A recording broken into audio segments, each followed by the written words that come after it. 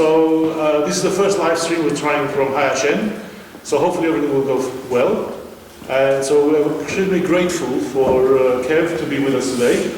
And also a very big thank you to all of you for coming under very difficult circumstances. As you know, we've had COVID, but we're all coming through that now. And also thank you for Zorik for filming this, and Sipan and Venetia for helping organize it. Also a big thank you to BBC Children in Need who are funding part of this. And we're very grateful for them because they do a lot of good. And Armenian young people have lots of needs. They're all dispersed. They hardly see each other together like this. And so it's an opportunity for us to come together and have a laugh during a very difficult year. So we're grateful for having one of the best, if not the best, Armenian entertainer in the world. Yeah, I don't know who he is. Kev Orkian. Bless you. Snug out a big round of applause for me, son. That's it. Okay, now, how are you guys? You right? Everyone all right? Yeah, cool. Are you all Armenian speakers as well? Yeah. Fantastic. Shut up. Okay, so I'll do a bit of Armenian, I'll do a bit of English, of course, and we'll get the ball rolling. Now, before we start, I want to tell you a little bit about myself first, because I think it's important you guys know who I am and I get to know who you are. So, my name is Kev Orkian, that's my real name, and when I got into the entertainment industry, no one could say my name. Has anyone got that problem with their friends or teachers at school not being able to say your name properly? Yeah? Okay, I had that. Great, yeah. What's your name? David Hagopian. Hagopian. Yeah. So they find it hard to say Hagopian. What do they say? Please tell me what they say. I don't even know. They say something like Hagopian or something. Hagopian. Yeah. My one was Kapikian, my surname. Kapaikian. Sorry? Kapaikian. No, it's not Kapaikian, it's Kapikian. Krivok. And Kavalk. These are the kind of names I got, right? So it was always a pain. So I decided to change my name. Okay, what I did was Kev Orkian. I took the Kapik out of my name. So then it became Kev Orkian. And that's how I came up with the name Kev Orkian, right? So little did I know it was related to a doctor called Jack Orkian. Hello. But so I started building my career as a performer. Do we have any musicians or performers in the audience? Anyone dying to be a performer when you grow up? Don't look at me frightened like that, boy. No, anyone? Go on. I play the piano. Amazing. Anyone? Any other musicians? I play the duduk. The duduk? Amazing. I play the violin. You play the violin. Do we not have more musicians in this room? That's amazing, you know, coming from Armenian backgrounds. I thought your mums would have forced you. My mum forced me. No, she did. My mum was like, we didn't have a kiss, you know, it's that kind of thing. So I had all that. I started when I was 3.5, you know, playing the piano. So for me, I had no choice. I had to play the piano or I had to get beats. Yeah, it was either one or the other. And you know what your mums are like. I mean, actually, no, you don't know what your mums are like because your mums are soft compared to what my mum was, right? Your mum probably don't hit you. One person put a hand up, tell me now if your mum's ever beat you. Don't lie to me. Shut up. Be quiet. Yeah, your mum's beat you. How old were you when she beat you? 5. Yeah, well you deserved it, right? But the thing is, yeah, you deserved it. But I honestly, my mum was like, my mum, No belt. with the belt. Hey, bravo. Love my mum. Okay. No, not with me. Say with me, my mum, love it. You know these big sticks? Yeah? Oh, yeah! That's the one where she beats you so hard you can't even walk. You like that, you're walking back now. That's how my mum was, right, with me. And she's only this high. So anyway, so I got taught to play the piano when I was 3.5 years old. And that was insane because for me, I didn't have a choice. But I started learning the piano and I enjoyed it. And do you enjoy playing the violin? Liar. So the thing is, yeah, no, I'm just joking. So the thing is, I started learning and I started to learn and it became part of my life, right? And as a musician, you don't really become a proper musician till you start doing your grades. Do you do grades? Yeah. Yeah? Grades? Do you do grades? You don't do grades. So do you just take it up as a hobby then? Yeah. And can you play it properly? Yeah, I just learn the songs. But you do your own thing with it? Yeah. That's awesome, man. I met Zorik Gasparian, you know, the guy who actually, I met him, he was on my documentary, and his son, Sipan Petrosyan Jr. They're awesome guys, but you know what? That is one haunting sound. What made you take that up, by the way, if you don't mind me asking? I had an album with it from like, I can't remember who, but I really liked the sound and I just wanted to play it. And you just self-taught? I have a teacher who teaches like frequently. Right.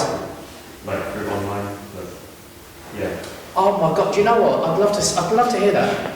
No, honestly, I'm not making that up. Because I think duduk is one of the most awesome pieces. Because as you know, Zorik Gasparian worked on the movie with... Thank you, Gladiator. That's the one.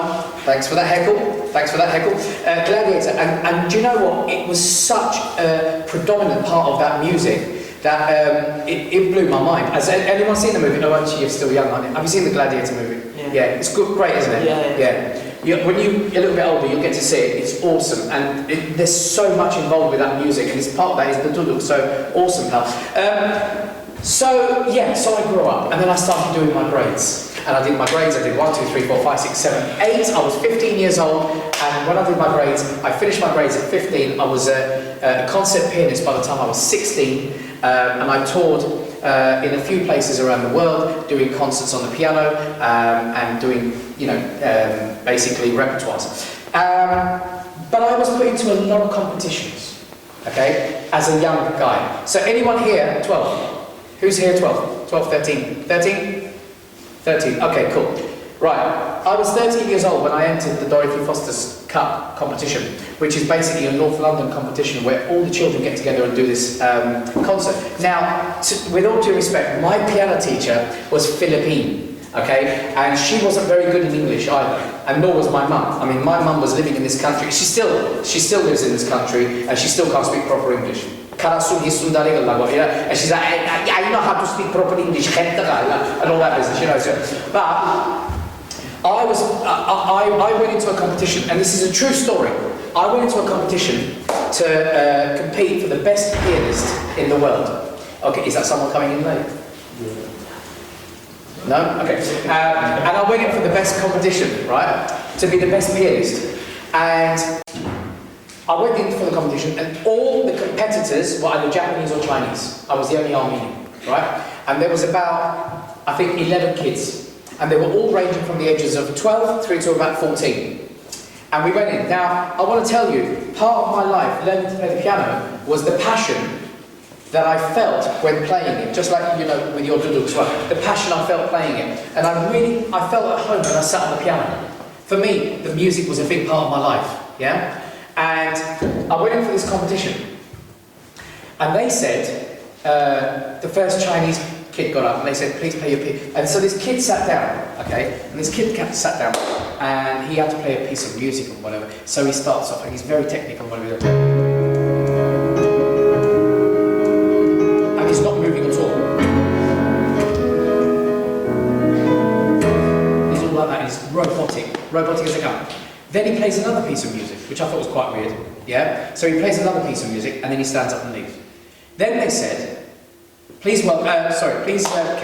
Kev Orkian, can you please come up to the stage? So I came up to the stage, and they said, what are you going to play for us? And I said, I'm going to play Mozart Sonata in C. So I sat down, and of course I'm very proud, because I've practiced this for 3 months, right? This is all I've ever done, okay? So I'm sat there going...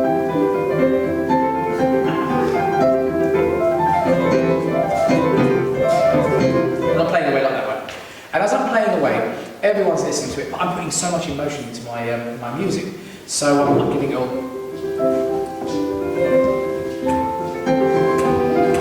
And I'm really going for it like that, right? And my mum was like, as you can imagine, right? A typical Armenian mum.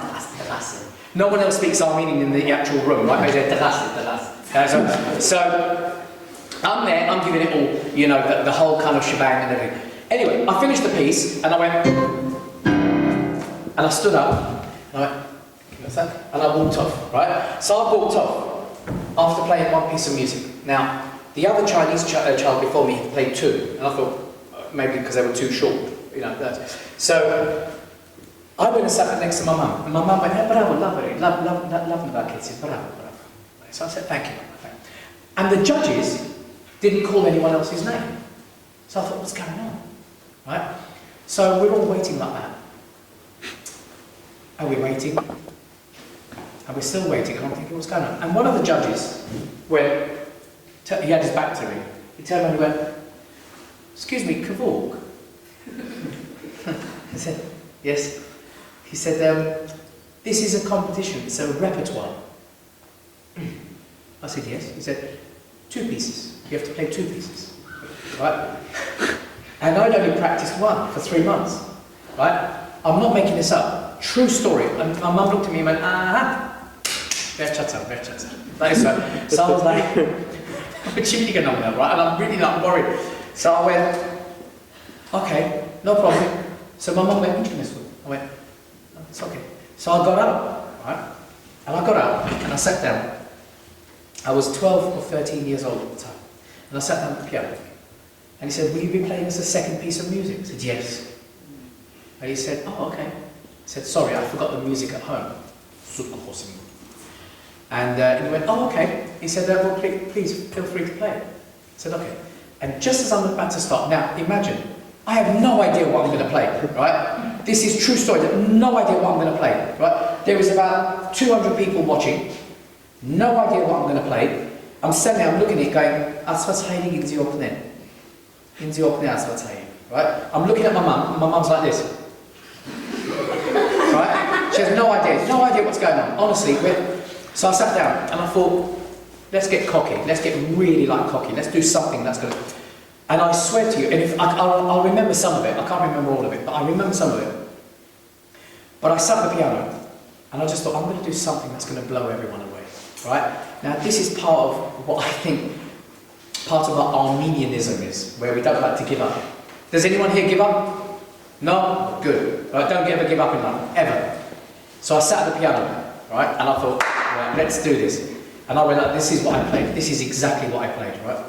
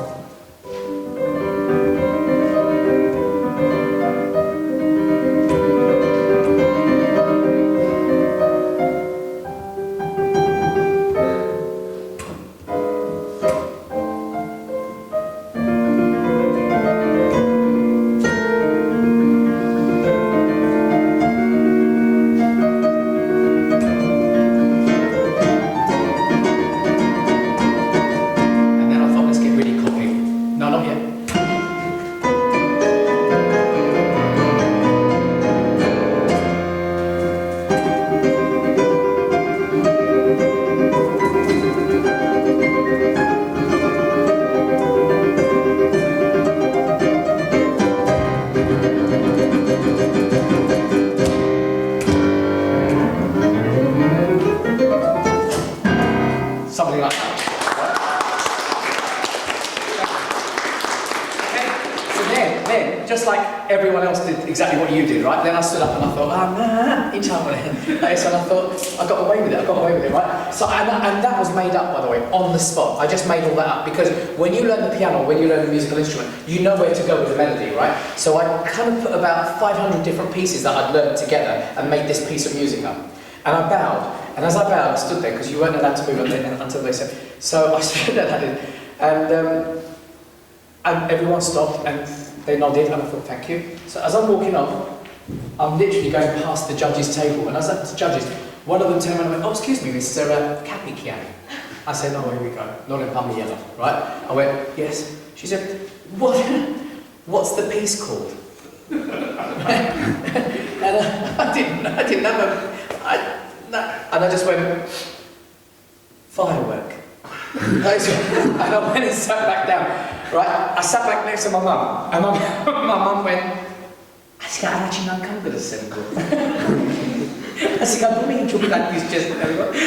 I just made it up. Anyway, we sat there, my mum just couldn't believe it. I don't know where it came from actually, by the way, especially the bit when it went, I just thought, I just want to look emotional. So I did the whole thing, right? And then they're doing the competition, and all these Japanese children are coming and going, finishing off like that, you know, and all these, like, going mad with it all and whatever. And I'm just sitting there going, oh my God. And then one child got up, he was another Chinese child, he went, and he just looked at me as if to say, I'm going to win this.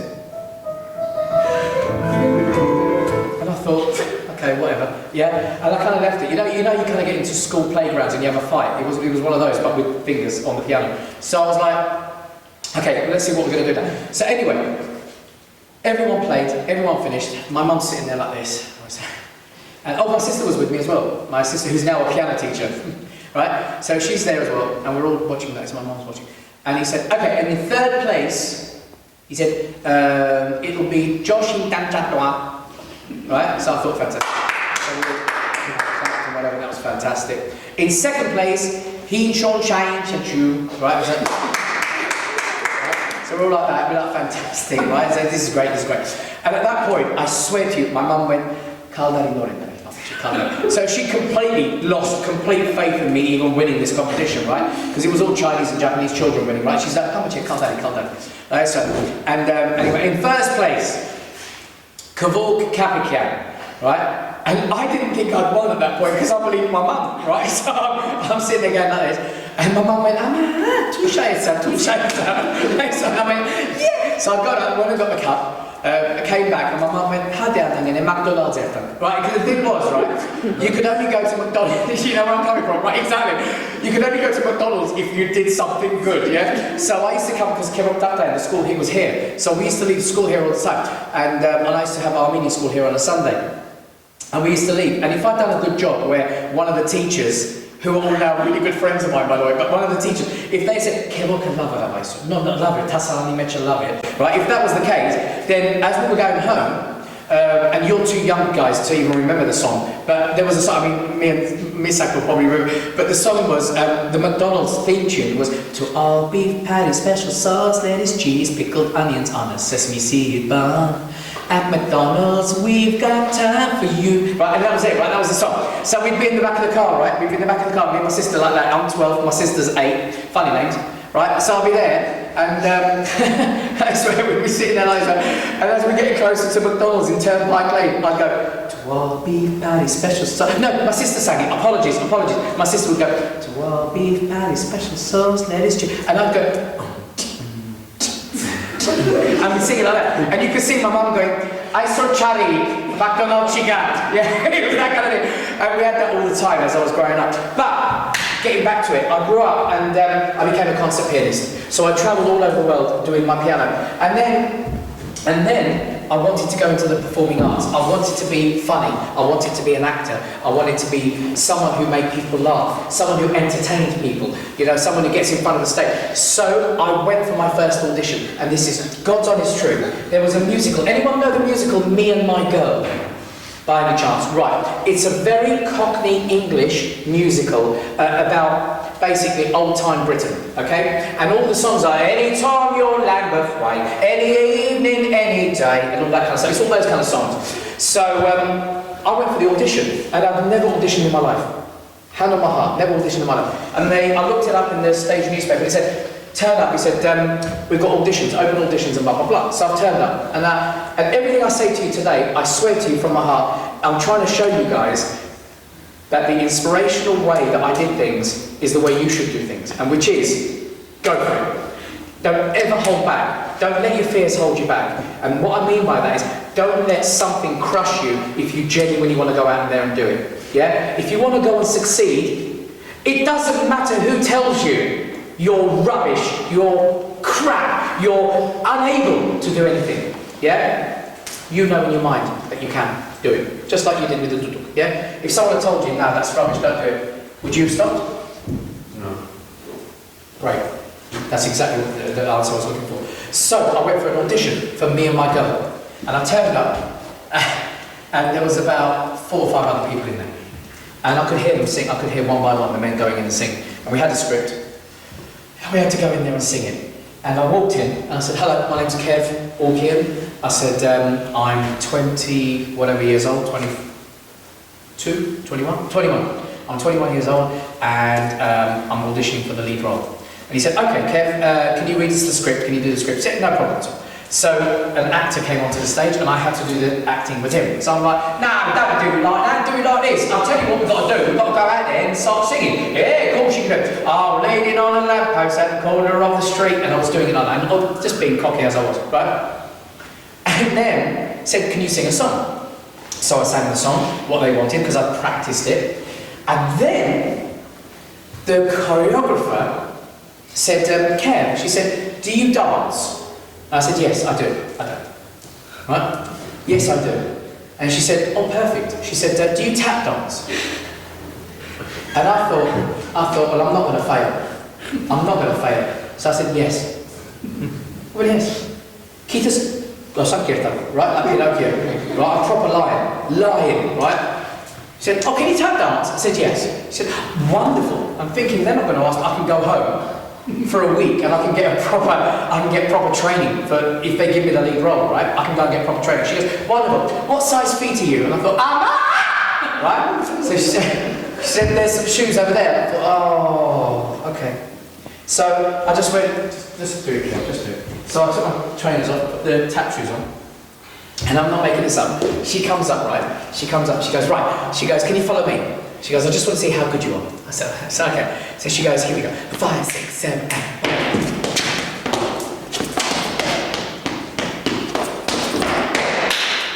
And I went, that was her, by the way. That was her, that wasn't me, right? I went,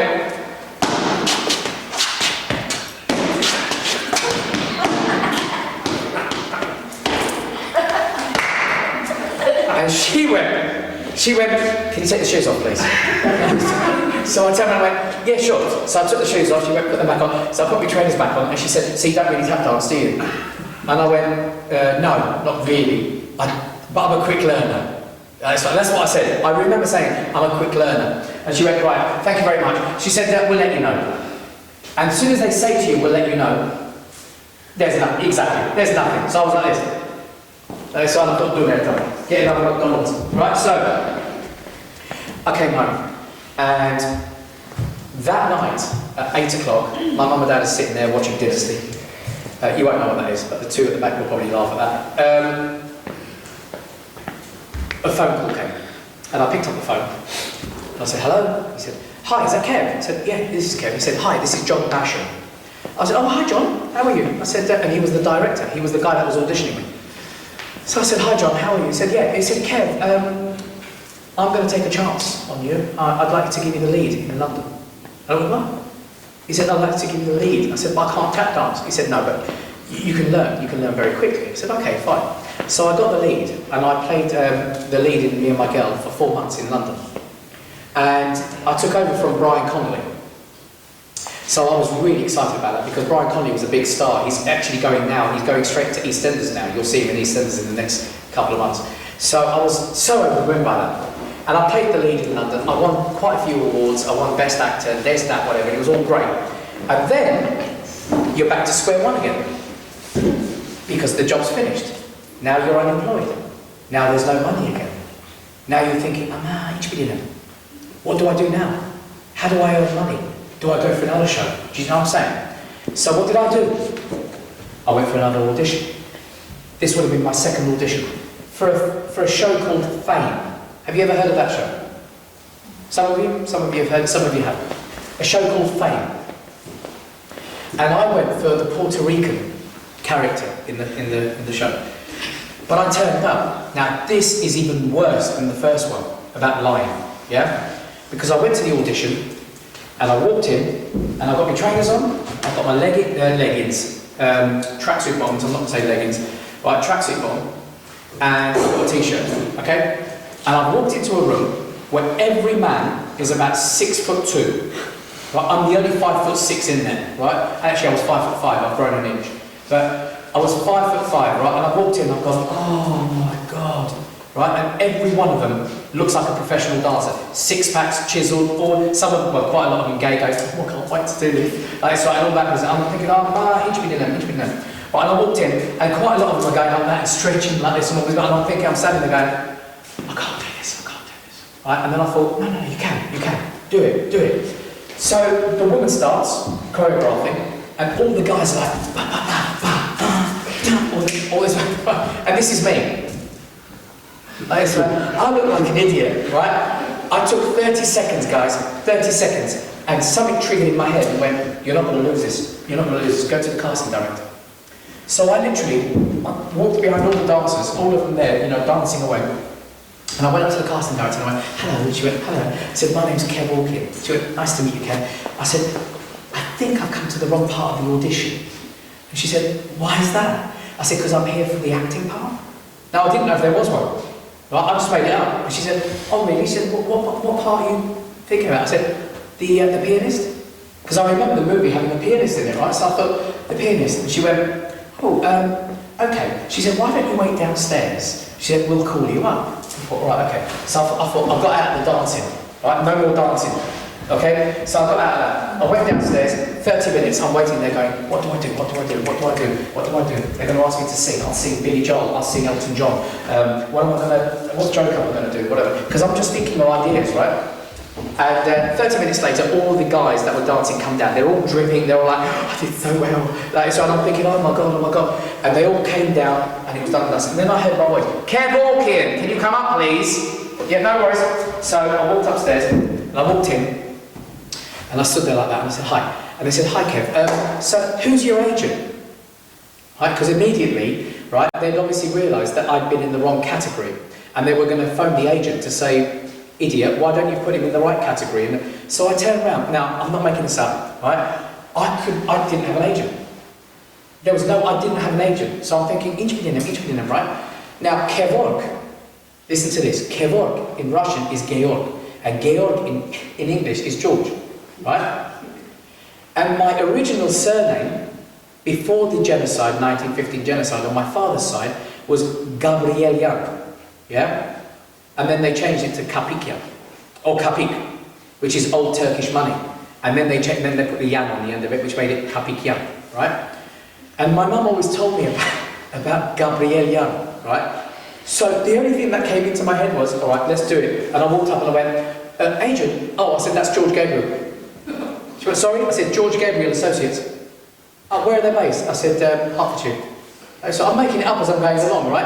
And she goes, oh, wonderful. She goes, can you give us their number? I said, yes. And I gave my home number. Right? I was living on my own anyway. No, I was living with my fiancée at the time. And I gave her my home number. Anyway, I thought I better get home quick, because if they call when my fiancee's there, she'll be like, what are you talking about? Yeah, I thought I better get home quick. So anyway, they said, look, we'll let you know. I went straight home. I said, did we have any phone calls? No, nothing, sir. Hallelujah. Okay. So I went in, I said, don't answer any calls. She said, why? Such an idiot. Right? I said, no, don't. Right? So I got in, no phone calls that night. I thought, following morning, right? 9:30 in the morning, I get a phone. And I went, hello, George Gabriel Associates, how can I help you?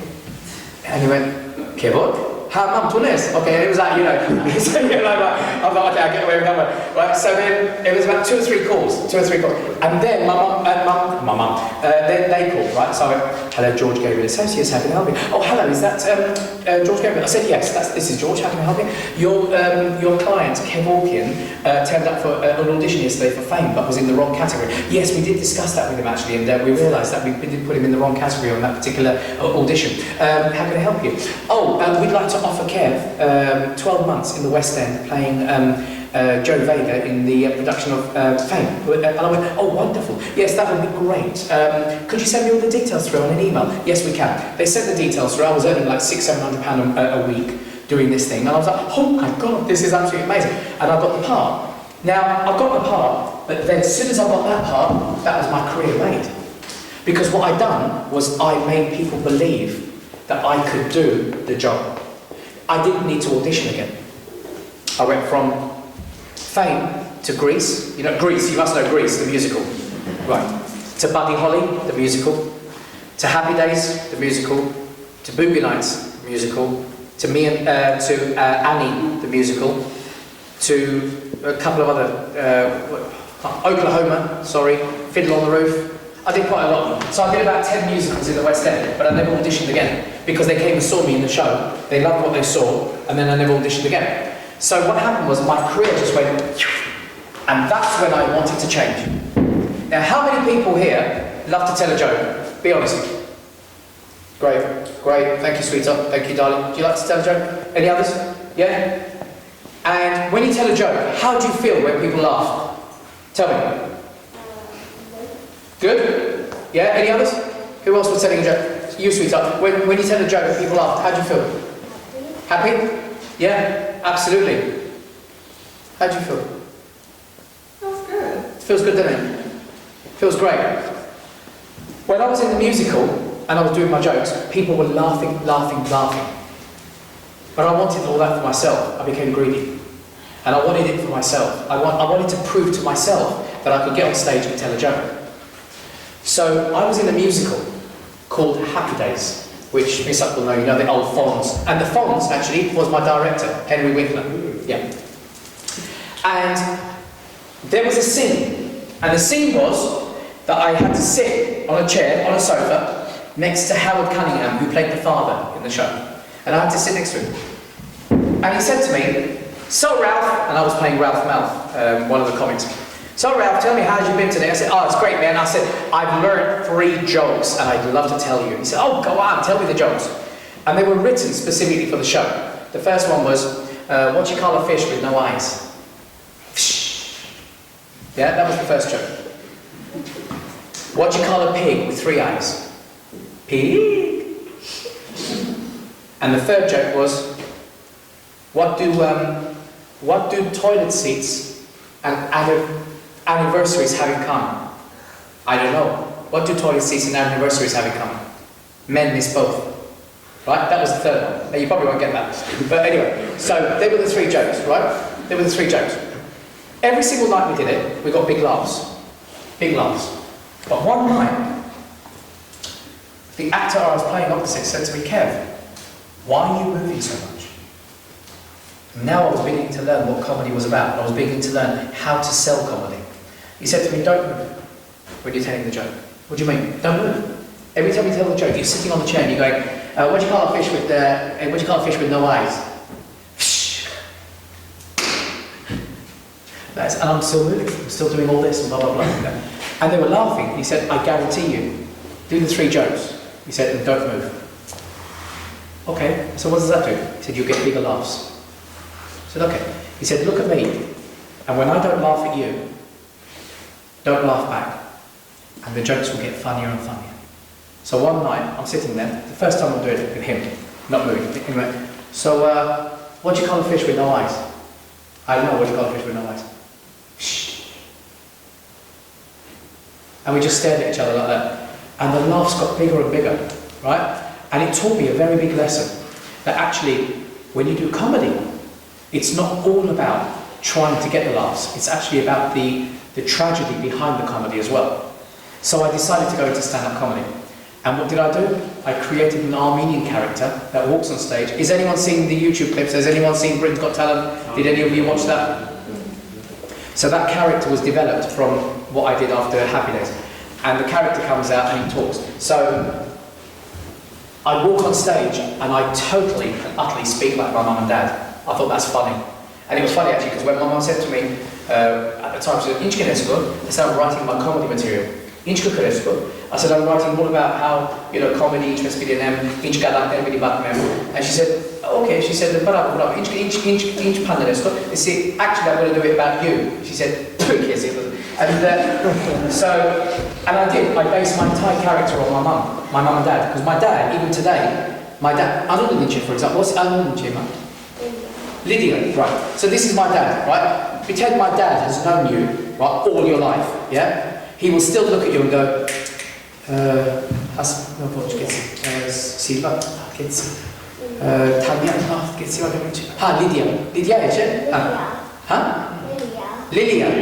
Lilia, right. And that's what he'll do. He'll take hours trying to figure your name out, right? And I just thought that's funny. And sometimes he'll look at me and he'll go,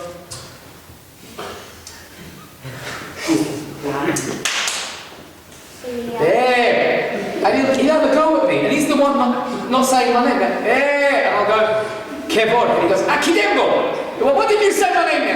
You know, it's that kind of thing. So you kind of get that kind of gist with my dad. Whereas my mum is very much, the language is very funny for my mum.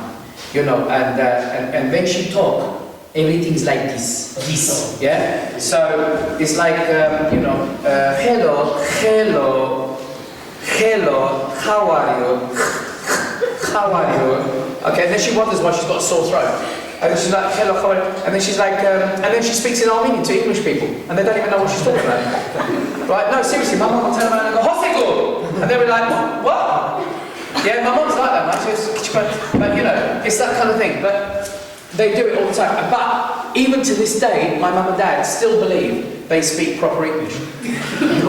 They do. Seriously, God. One day, my mum, I'm not making this up, I brought a girlfriend home, and my mum had a thing about my girlfriends, okay? Hi, mama, okay? Had a thing about my girlfriend. Every time I brought a girlfriend home, my mum would go like this. Mama says like me. I see, oh, man. See your girlfriend is there. See your barrel people money. Right? It was like every time it was a different vegetable. I see your barrel people money. I see your batlajan money. I say, listen, kita, batlajan. Right? So, and she always used to insult my girlfriends all the time. And then one day, she actually turned around, and my girlfriend came in, and my girlfriend went, oh, hello, Rosie. Varteni is my mum's name, but everyone calls her Rose. Rosie, nice to meet you. And she went, right? The girl didn't even know. She went, I think your mum likes me. And she don't, right? So there was that attitude in it when we grew up. So I decided to put that character onto the stage. So I walk on stage and go, hello, thank you very much. I come from Armenia. You know, it's a very small country, so small, we put a mirror on one end so it looks bigger, you know, and I was doing those kind of jokes, right? And I do it all the time. It would be a little different jokes, you know, our country, by the way, I have to tell you, my country is very healthy country. So much so, we actually had to shoot somebody to start its graveyard. You know what I'm saying? This is how healthy we are. You know, and it was all that kind of stuff. You know, you created, and it was all very soft comedy. It was very but the character developed so much so that I had the privilege of literally working with predominantly every single big name comic in this country. Everyone from Michael McIntyre to Jason Manford to Lee Evans. I've worked with all of them. I've either supported them or I've worked with them in different shows. And all of them, every single one of them, does not know me before I do my act.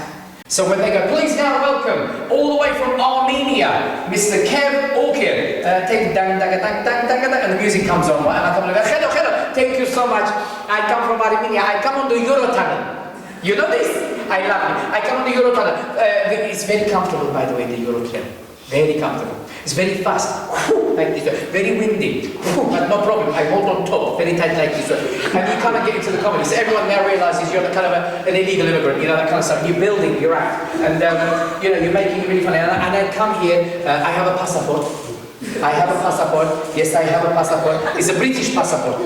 Yes, I have. Look, and I show them the passport, and I go, look.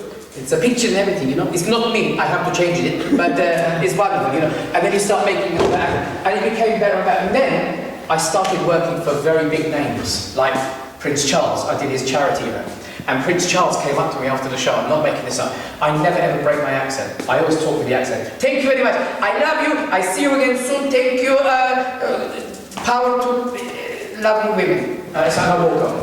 And as I walk off, they said, can you wait here? Because Prince Charles would like to come and shake your hand. I thought, okay, no problem.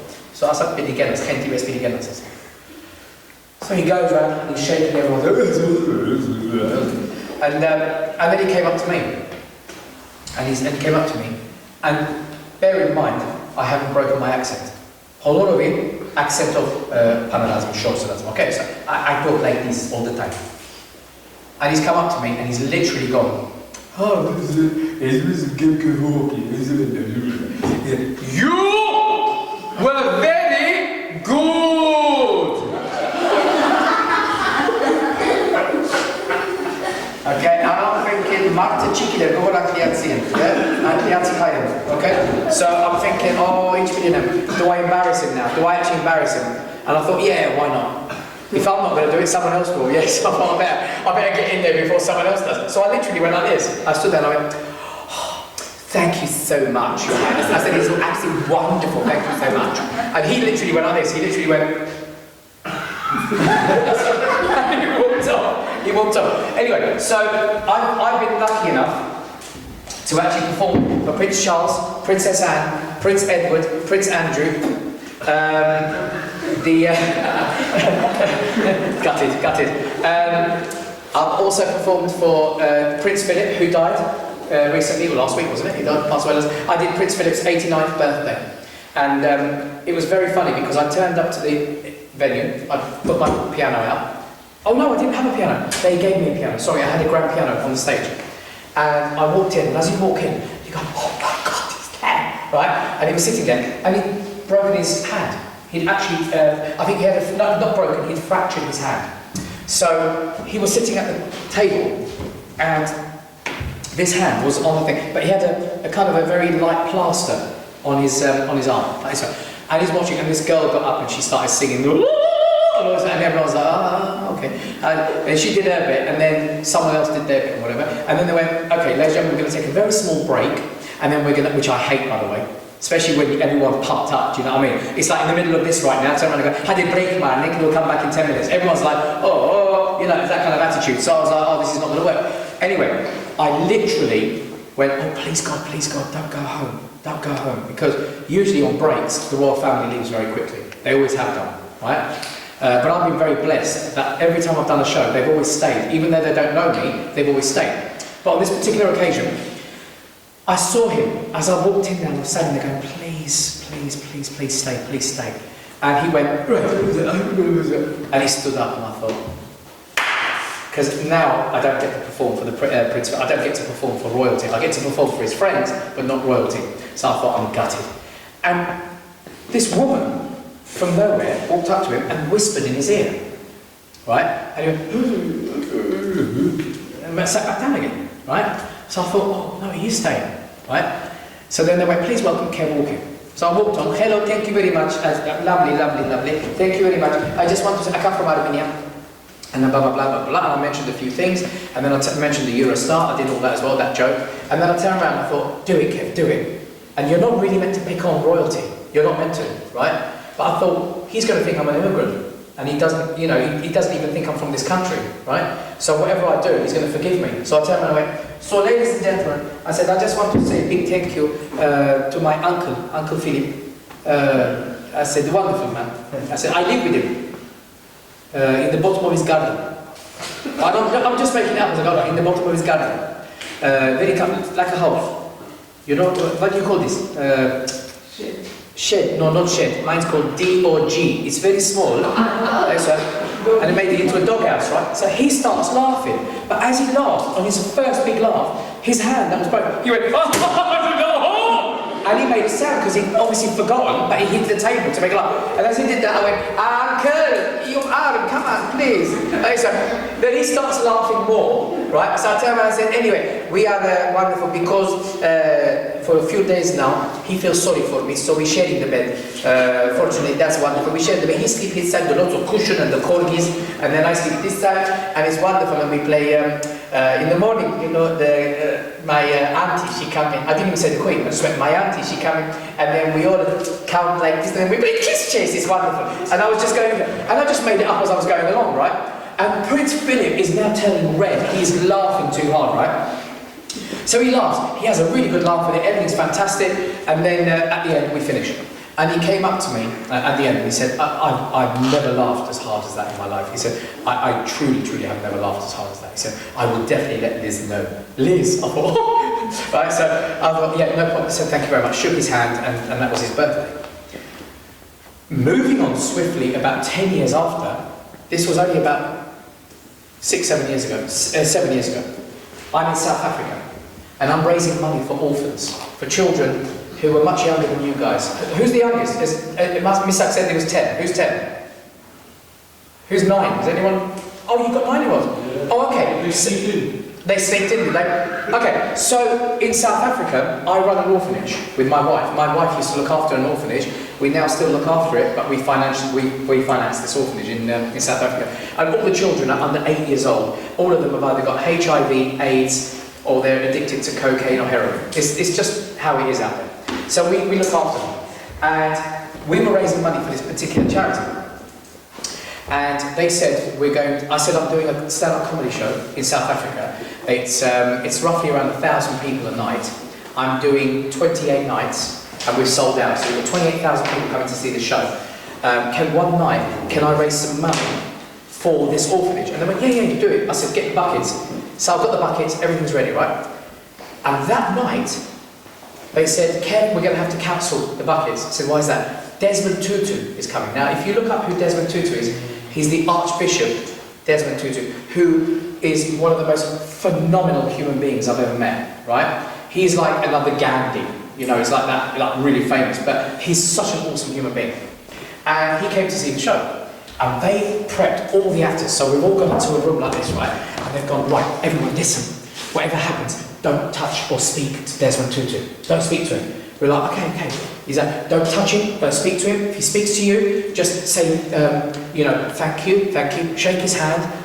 Don't go to kiss him unless he kisses you. It's like royalty, right? So I'm like, oh my God. So anyway, the first comedian walks on stage. Good evening, thank you very much, blah, blah, blah, does his act, finish. Second act comes out, does his act, finish. Third act comes out, does his, everyone back to back, right? There was 8 acts. And I was the headline act, I was the last act that was going on. So I thought, and not one person had even mentioned Desmond Tutu, not one. Right, they'd done their act, gone, right? So I walked on stage, and I went, and this is God's honest truth. God's honest truth. In the orphanage, just to go back slightly, sorry guys, there is a guy that drives us to the orphanage and back, and he speaks Xhosa. Now, if you know what that is, it's a language, it's a South African language, which is very much... I'm not making that up. That's the kind of language they speak. They go, and I said to him once, can you give me the alphabet in Xhosa? And he went, yeah. He's, and I was like, oh my God, right? And it was an amazing language, right? And I was like, oh my God. And that was the day before I get to meet Desmond Tutu, right? This is what I mean by thinking on your feet. Always do things, thinking on your feet. Just take chances in life. Take risks. Take risks. Don't be afraid of risk. Don't be afraid. People who take risks are more successful in life than people who don't, right? That's a categorical fact, right? So I've gone onto the stage, I'm the last act. Please welcome Kev Orkian. Fellow, thank you very much. Done my act again. Done a few other different jokes. And then I went, so, I have been in South Africa now, unintentionally for 3 years, because I took the wrong ship. And I'm here. And I said, and I know Mr. Desmond Tutu. Now at that point, the guy who was producing the show went, I just did that because now I've mentioned Desmond Tutu. I said, me and Desmond Tutu, we are very good friends. And we went to Kruger the Park, didn't we? And I just did that. Now, Desmond Tutu felt obliged to answer. He went, yes, we went to Kruger Park together, yes. So I thought, oh, it's working, right? So I turned around and went, and we went to the Kruger Park together, and we saw a lion. Now, this is a true story, but I embellished it with him. The true story is, I went to Kruger. I was in the National Park Kruger, and there was a guy who was probably, okay, if I'm here, the ping pong table, right? He was there, actually further, he was a little bit further than that. So, yeah, so basically, I just want you to get the image of what I'm talking about. But I was about here, and he was there. So you're talking quite a long distance, yeah? And he was a trekker. He was a guy, very thin, very tall, 6'4", trekker. And he had a stick in his hand. And this is a true story, guys, I'm not making this up. And he would trek in front of us, and we were walking. I wasn't with Desmond Tutu at this point, by the way. I was with some other groups.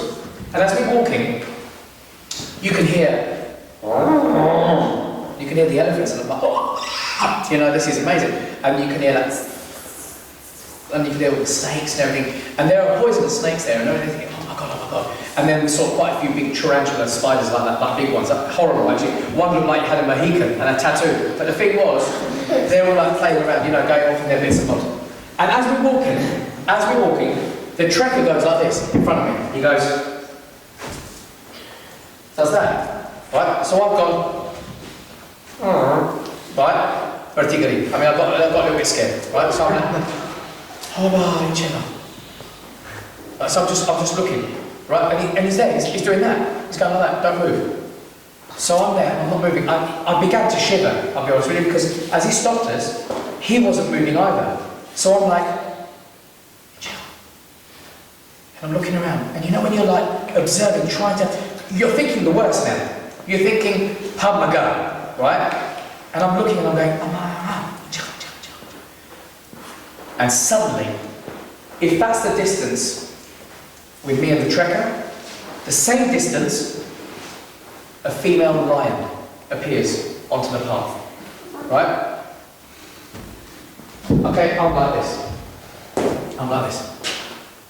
Armenian. Okay, Armenian. And I'm moving back. They're saying, don't move. But I moved. I had to move a little bit, right? So I'm like this. And as I'm going back, like this, I must have taken about 2 or 3 steps. And I stopped, right? And I swear to you, the lion did this. Now, imagine the trekker guy is in front, right? I'm directly behind the trekker guy, right? And the lion is directly in front of the trekker. And she does this. She's right in front of him. She can't even see me, right? She's seeing him. She can't see me. And she goes like this. I'm not making this up. She goes... and looks at me. Dude. And I went... I actually did that. I went... I'm talking to a lion I've never met, right? At the same time, I'm praying to God, going, and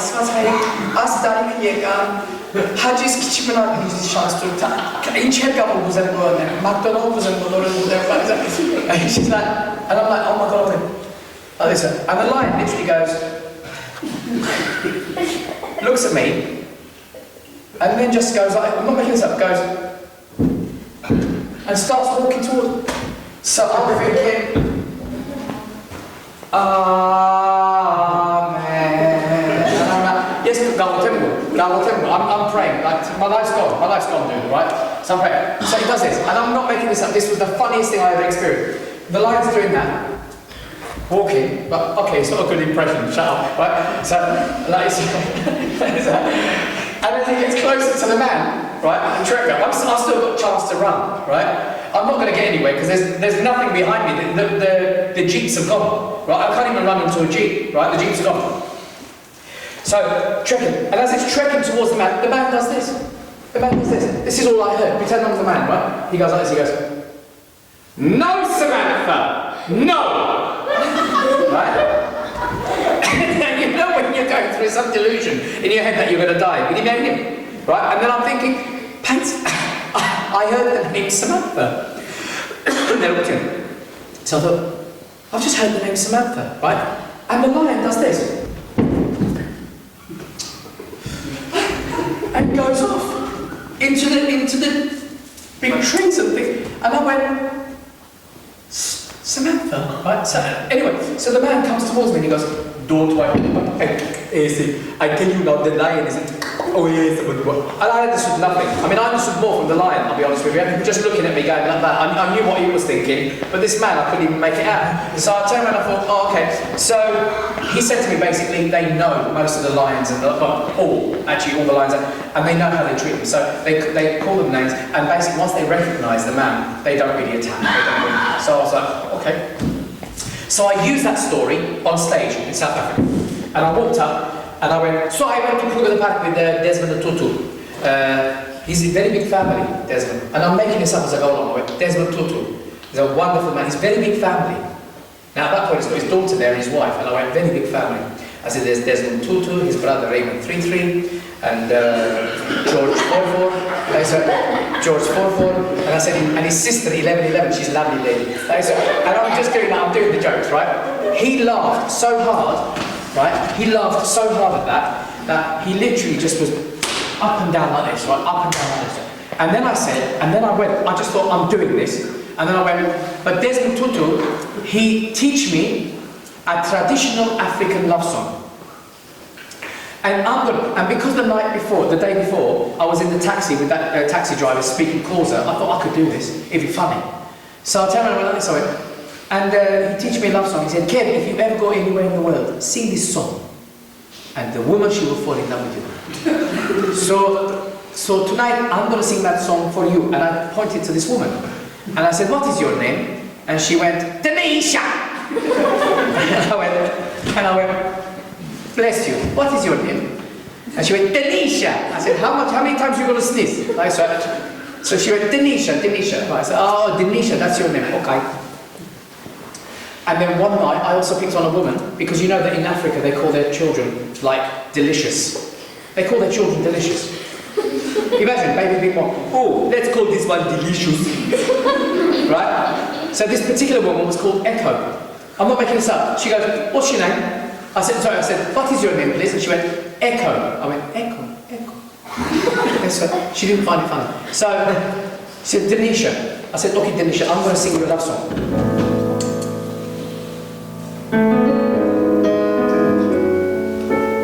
Right, and I stood there like that. She said, and I'm thinking, what am I going to do? We started playing. And I went, oh.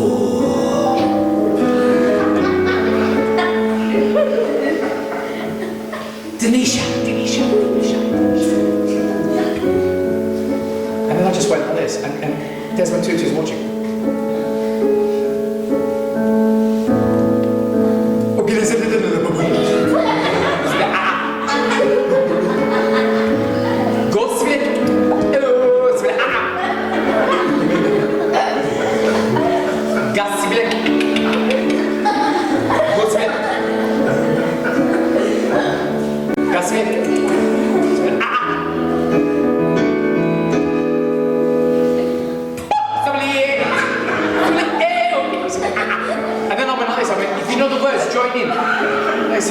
Desmond, come on.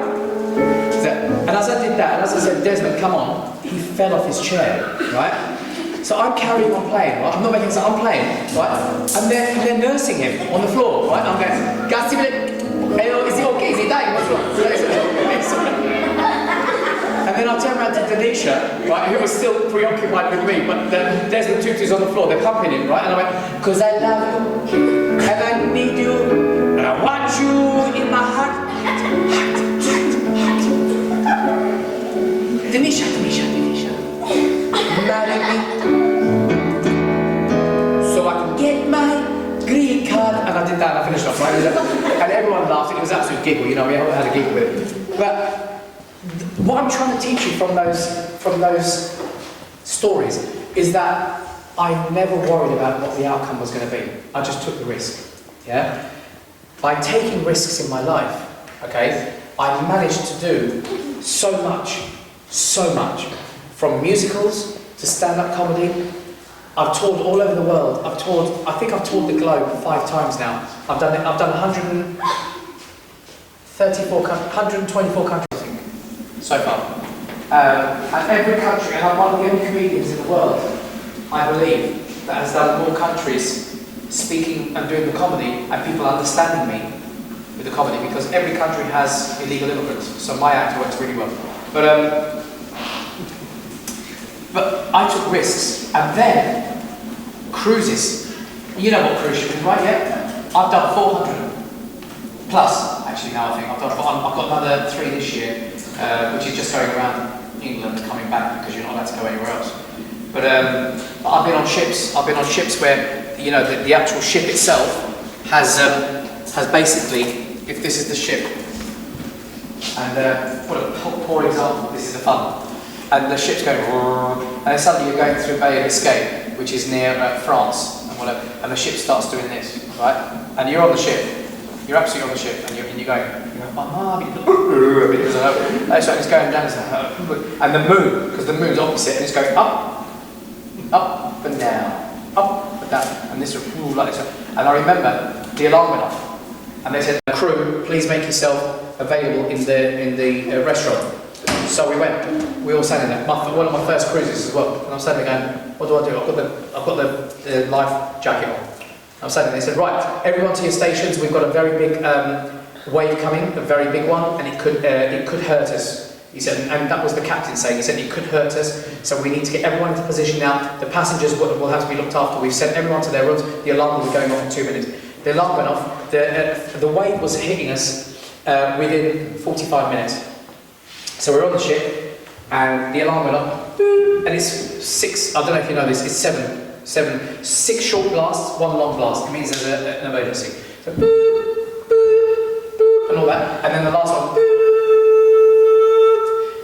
Good evening, ladies and gentlemen, this is the captain speaking. Can you please make your way back to your cabins as soon as possible? Please put your life jackets on and sit in your cabins. Make sure that your cupboards are all locked, that any loose items in your cabins are stored away. We have a wave coming and we want to make sure that we have no one that gets hurt on this particular cruise. So if you fall over and everything, we will have lifeguards and crew there available to help you. So I'm thinking this must be serious, right? I mean, it got really, really bad. So, picture the scene. This is one of my first ever cruises. We're on the ship like this, and I'm at the top deck. I'm here.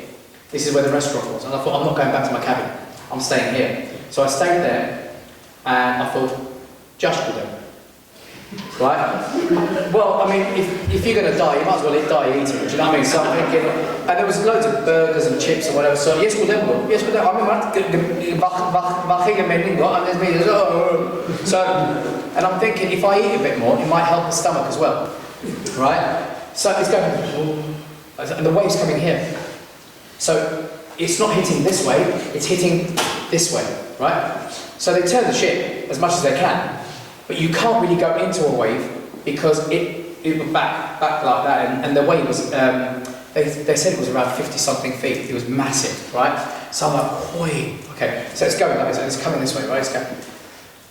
And we can see it. Now the scary thing is, I can actually see the wave, and I'm going, and it's like, oh my God, right? But I didn't have time to react because it came so quick, and it wasn't 45 minutes either, it was actually 32. 32 minutes later, it hits us, right? Hits one side of the ship, right? Now don't forget the ship's doing this, and then hits like that. As it hit, so now the ship's hit, right?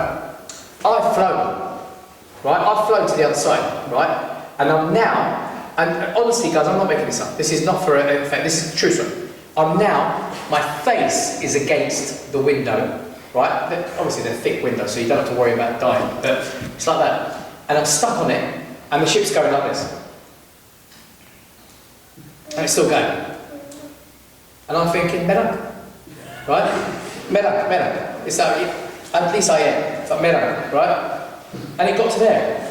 So I'm now looking at that, and it's quite dark, but I can see the splashes, right? And the splashes are not that far. But I'm going, because I've seen the Poseidon Adventure, I've seen the movie. Right, so I know if anything happens, I'll have to head that way, yeah? So I'm like, oh. And then the ship went, and then it came back again, right? So it came back to normality, right? And then it carried on doing that again. I'll tell you what, that was one of the most frightening experiences of my life.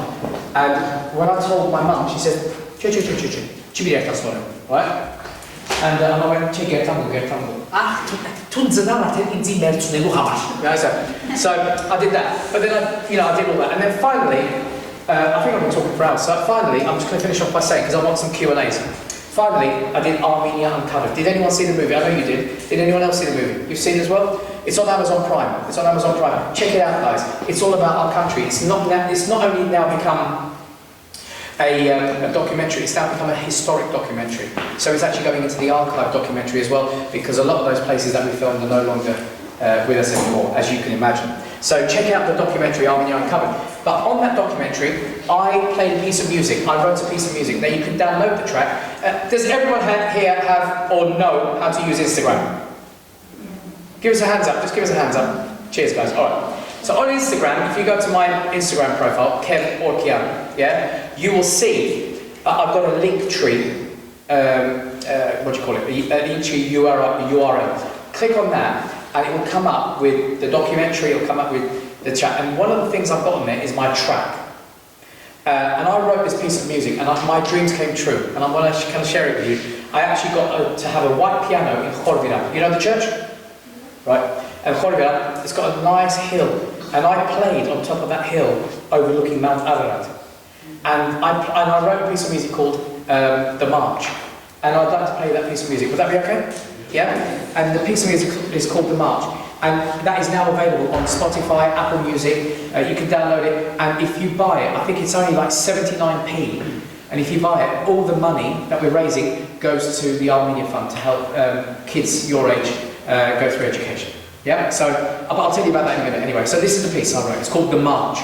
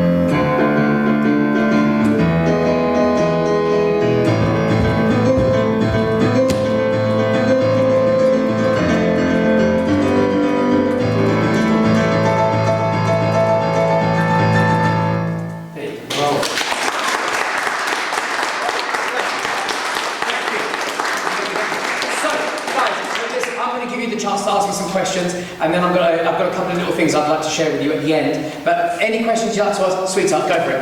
Do you think you would have been in today if your mom would have encouraged you to play the piano? Can you put it down so I can understand you, darling? Remember what I said? Do you think you would have been in today if your mom would have encouraged you to play the piano? No, actually, I think you're absolutely right. I think really good question, actually. My mum's influence on me was very hard. So she was quite adamant because she wanted to learn the piano and she never had the chance. Being an Armenian woman living in Istanbul with 6 other brothers and sisters, and being the youngest out of all of them, when she was 13 years old, she found a passion from the Armenian church that they used to go to every Sunday, found the passion of, there was an organ, and she really wanted to learn. And her father said to her, you're not allowed to learn because you're a woman, and you have to learn to cook, clean, and look after your family. So she was denied all aspects of being creative. So when then I was born, she basically influenced my life, and she was living her dream through me. That's basically what it was. So her encouragement was not only very harsh, but it was actually very disciplined. I mean, I got beaten at the piano on many occasions. I'm not making that up. I got beaten to a pulp. Sometimes she would hurt me so hard that I couldn't even play the piano properly. But it was her anger and passion for wanting me never to give it up. And I don't blame my mum for what she did. My piano teacher, if you go to my blog, I think you did, didn't you, when I told you about that? On my blog, if you go to kevlive.com, that's my website, you'll see it from Instagram anyway. Click on that link, the link tree, click on it, everything's there. You can go to every single thing that I have on my social media. If you go to it, you'll see a story on blog that I wrote about this week called, I think it was called The Fingers, My Piano Fingers, I think it's called, something like that. And my piano teacher actually turned around to me once when I was playing a piece, I can't remember what it was, let's just say Sonata in C, and I went, and I played the wrong note. And as I did, the entire lid came down on my fingers from a Steinway piano, and I couldn't play the piano for 2 weeks. I had glue across both my fingers like that. And when I went home, I told my mum, because I walked home. I was 15 at the time, 14, 15. And I walked home, and I showed my mum, and I went, "Nai, tashlagi usu chui inchi da vinzi." And she said, "Tunichi niri renbori na anapala tutsi." So there was no remorse from my mum. My mum wasn't going to make me give up the piano. There was no way she was going to make me give up the piano. And I didn't. And I'm glad I didn't. So to answer to your question, I'm glad she was hard because I've spent my entire life sharing my music and comedy with the world. And it's due to my mum. So great question. Anyone else? Any other questions? Yes, my brother. Has there ever been a time where you mentioned that you went to auditions and you sort of lied your way into it? Has there ever been a time where it's not worked? In an audition? Yeah. Oh God, yeah. Yeah, so I went for an audition for EastEnders. Yeah, so when it was originally coming out, and actually two Armenians went for EastEnders, Kev Orkian as well. If you look him up, he's actually awesome actor, Hollywood actor, done great movies. And so this would have been in 1995. The EastEnders had been running for some time, a couple of years, and they wanted a new family to come in. They were looking for a Greek Cypriot family to come in. So I went for the audition, and I walked in, and I'm not making this up, I walked in, jeans and a t-shirt, whatever you know, and as I walked in, there was a black lady auditioning. And as I walked in, she said, wait, and I was just playing it like that. And we were doing it, and it was really awesome. And I stood up, and I felt really proud for doing it, because I did that high note, you know the one they hit me, goes, I said, no, I don't think I can do it today, because I haven't practiced, but I said, no, I've got to know my love, got to see my love. If I die, will be my reward, if I die, will be my reward. Got to know my love, got to know my love. So it was something like that I had to do, but at the time I could do it, I can't do it anymore. But, so I did it, and then I stood there and I went, oh my God, and then David Greenrod, the director, looked at me and went, like that, and I thought, oh, and Andrew Lloyd Webber was there, he was watching me, and I thought, oh God, I've done it. And then went to the site, and they auditioned all day. I had to come back 4 times. And on the 4th time, I stood there, and Andrew Lloyd Webber himself turned around and went, thank you, Kev. He said, I truly appreciate the audition. He said, we are going to go with the other actor on this occasion. He said, no problem at all. He said, thank you so much for the opportunity. I said, can I ask, if you don't mind me asking, why did you not choose me? He said, because you're too short. And that was the truth. Any other questions? Go for it, young man. How was it like traveling for the world? Take that so I can understand what you say, maybe I said. How was it like traveling the world, like to like South Africa? You mean, how does it feel? Amazing. I get on aeroplanes, I go and see different cultures, different traditions, different people every single day of my life. I remember 1 week, this was a very, very unique circumstance. In 1 week, I did, this is true story, this, on Wednesday, I flew out on Monday. On Wednesday, I was in Dubai performing for the Sheikh Maktoum, the king of Dubai. On the Thursday, I flew back to London. And I got to London and I went up to Manchester and I did a comedy club. So for King Maktoum, it was 4,500 people I performed to. I then came back to England and performed for 70 people in the comedy club on the Thursday. On the Friday, I did a corporate show for Prince Edward, in London at the Grosvenor House Hotel for 500 people. And then on the Saturday, I performed for 21,000 people at the O2 Arena. And that was 1 week. And on the Sunday, I cried most of the day because I was jet lagged and I felt really, really terrible. But I did it. And what I'm saying is, keep going for it, keep doing it, keep doing it. Travel all over the world, travel, see other cultures, because you'll respect them. And then you'll respect yourself more. Because you'll realise actually that we're all human beings and the ultimate religion on this planet is human beings. That is the ultimate religion. Forget everything else, forget Christianity, Muslims, Sikh, Buddhists, forget it all. If you see someone hurt, and I've seen plenty of people, I've gone to Japan and I've seen people there and I've met people, I don't even know them. They go, and I go, yes, ayo. And I speak in Armenian and they go, ayo. And then you go to South Africa and you meet people. I love South Africa. I'm actually buying a house in South Africa. That's how much I love South Africa. I'm actually buying a house. I'm buying a house. I want to buy a house in Armenia if I can get the opportunity next year. I'm going to go out there and I want to invest some money into Armenia. I'm connecting with Armenia, which is what I wanted to say, by the way, guys. I have connected with Armenia and I'm reaching out to kids like yourselves, right? Children, students, adult students, musicians, artists, violinists. I'm reaching out to these kids. They don't have the same opportunity we do. So I run a platform called the British Pantomime Academy.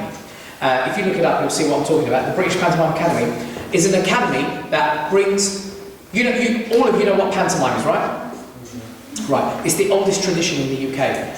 I have done 28 pantomimes in this country, and I've worked with every celebrity on the planet in these pantomimes, and I love it, I adore it.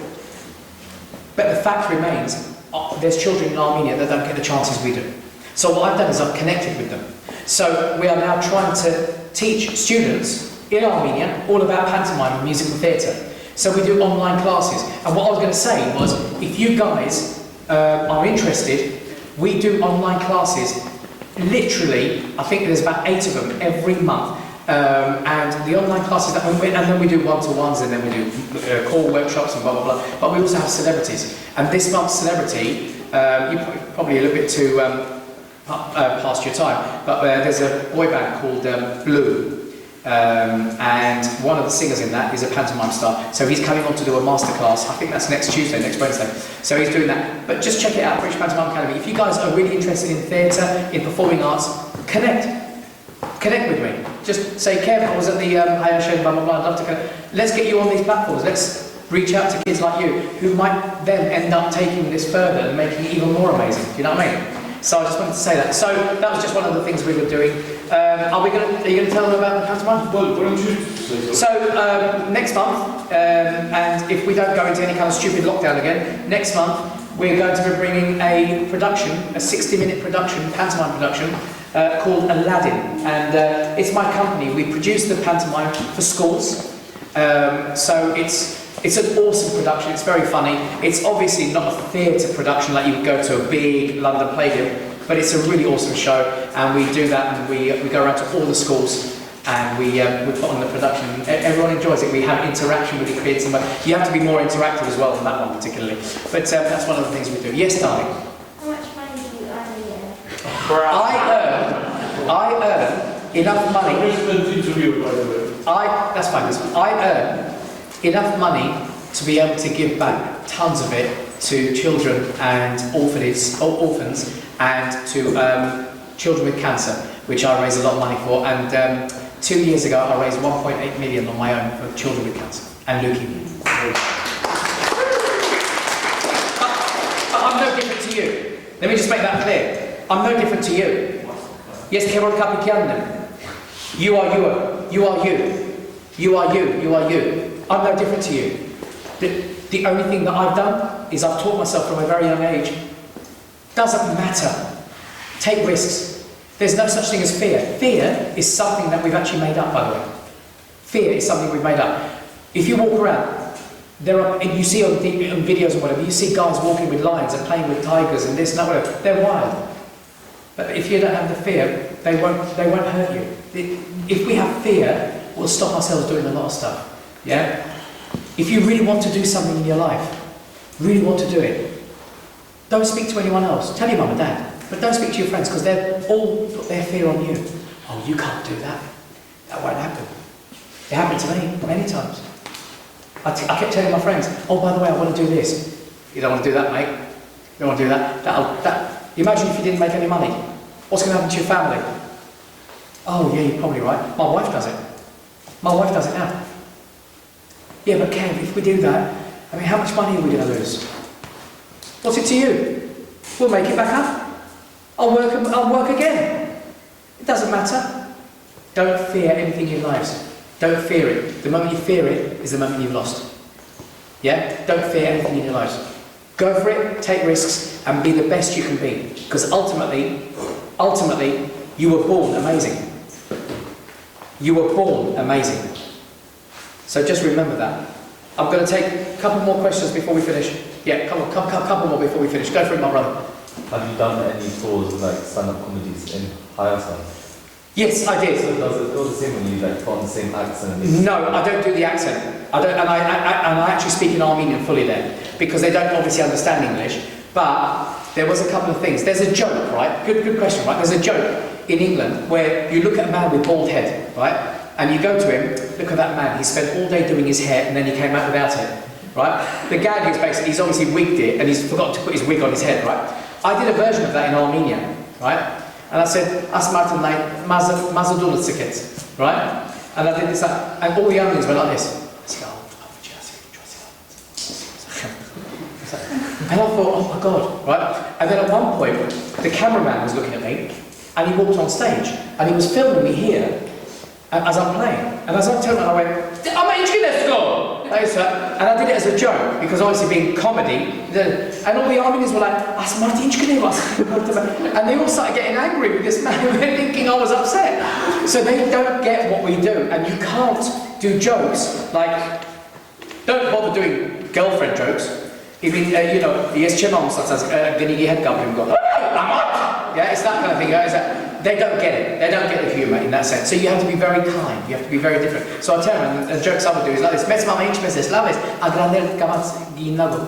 do that, and it makes people laugh. Yeah, so that's the kind of humour. So yeah, I have toured in Armenia. I've toured all over, and I'm going on a national tour again in 2022. Doing my Armenian show. I'm actually planning on doing one here in this country. I haven't done one for 16 years in this country. So I might do a stand-up comedy show in this country. You do Elton John or you do Oh, you mean the comedy one? Yeah. Right, so on Britain's Got Talent, I said, I learnt Elton John's I'm Still Standing, the CD version, right? I said, but the CD was really scratched, right? And I copied it exactly, and this is what came out.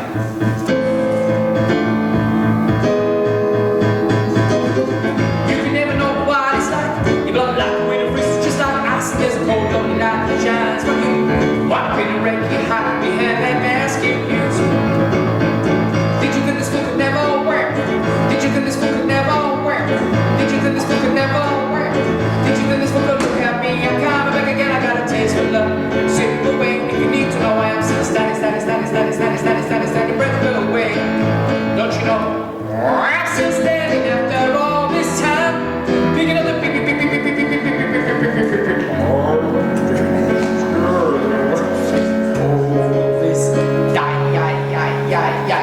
I'm still standing. Thank you. There you go.